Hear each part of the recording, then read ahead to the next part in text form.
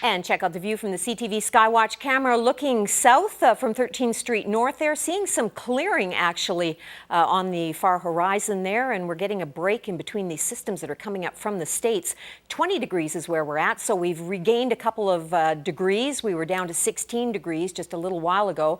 Some light thundershower activity that is expected to redevelop as we head towards midnight. We've still got another batch of these systems that are pushing up from the southwest, and as I said, right now we're in between these systems, so the temperatures that you see on your screen there reflect just the the cooler air mass in some areas, and then still picking up the warmer air mass as you look towards you folks in Medicine Hat. But you're looking at thunderstorm watch criteria right now, expecting to see that in the overnight hours develop in your area too. So all of us pretty much aren't getting off unscathed as these systems continue. Watching that the big one that rolled through about an hour or so ago, and there it is right there. We're in behind that right now. So as I said, those systems look pretty tame as they start to move across the border, but then they just seem to pick up some energy as they get on this side of the 49th parallel, pick up some energy, and that convective energy kicks up. So we are expecting, as I said, right around midnight, we have a good possibility of seeing another influx of that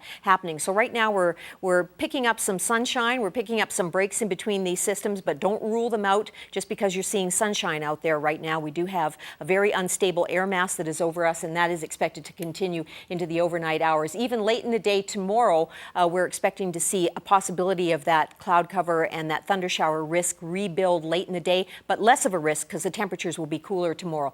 18 degrees right now in St. John's. We've got fairly average temperatures and pretty calm conditions for much of eastern Canada. Labrador expecting to see the odd thundershower tonight, but the Maritimes, central Canada, pretty calm right now. We're not getting a reading for Winnipeg and Regina right now on our points readers, but we're estimating probably around the 28-degree mark in Winnipeg right now, and the same for Regina.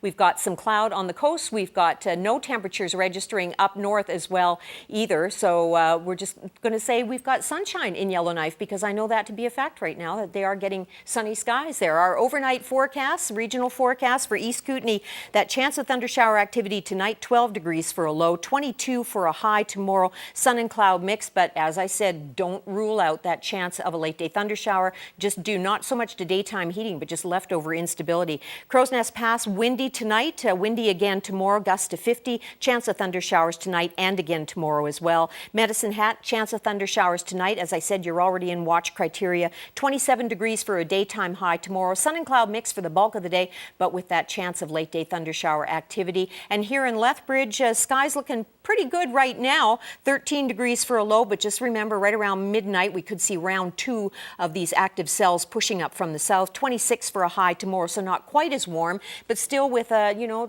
probably about a 30% chance of seeing a late day thundershower tomorrow. And then you've got temperatures staying average, and then we go below average when we get into Friday, pocket of cool air, but then we warm up as we get into the weekend, 27 degrees as we hit Sunday.